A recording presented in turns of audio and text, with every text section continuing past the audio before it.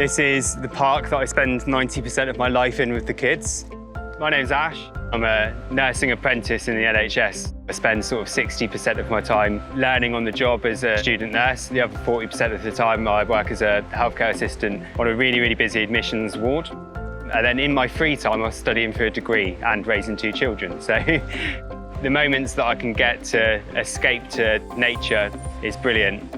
Plymouth, they say Britain's ocean city. So you've got all the seaside, all the coastline, which is amazing. And then on the other side of the city, which is more where we are now, you've got Dartmoor, which is where I go to relax. Here we are. So this is Shaw Prior.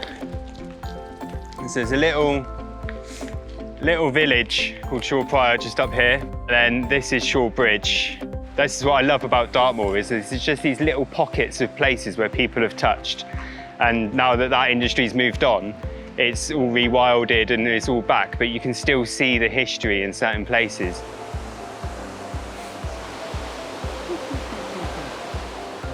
There's something about the sound of running water that is, I find, like really, really therapeutic. So this is, a lovely spot for that.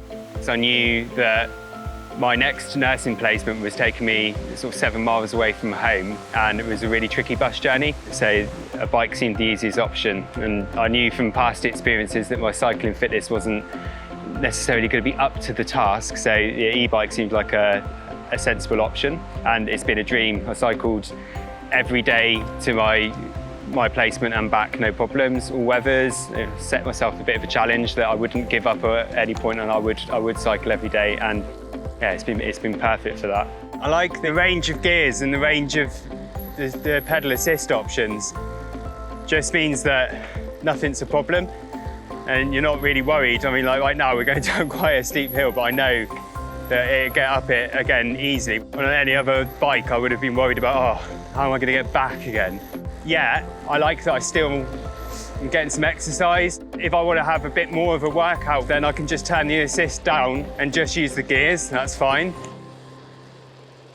I can do nearly all of a weekly shop, strapping some panniers on the back and going up to the shops. If I need anything in town or anything further away that I would normally have to rely on buses to get to, just nip on the bike now. And then to and from work every day. 7 minutes to work, 10 minutes back, which is perfect.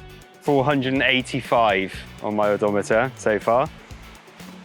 So yeah, pushing up to 500 miles, which is pretty good. At the minute, with my commute only being a couple of miles, I charge, and I still use it for rides like this and for shops and things like that. I find I charge maybe once a week. It doesn't look like an e-bike. It's not super flashy. It's not top tech aero road bike.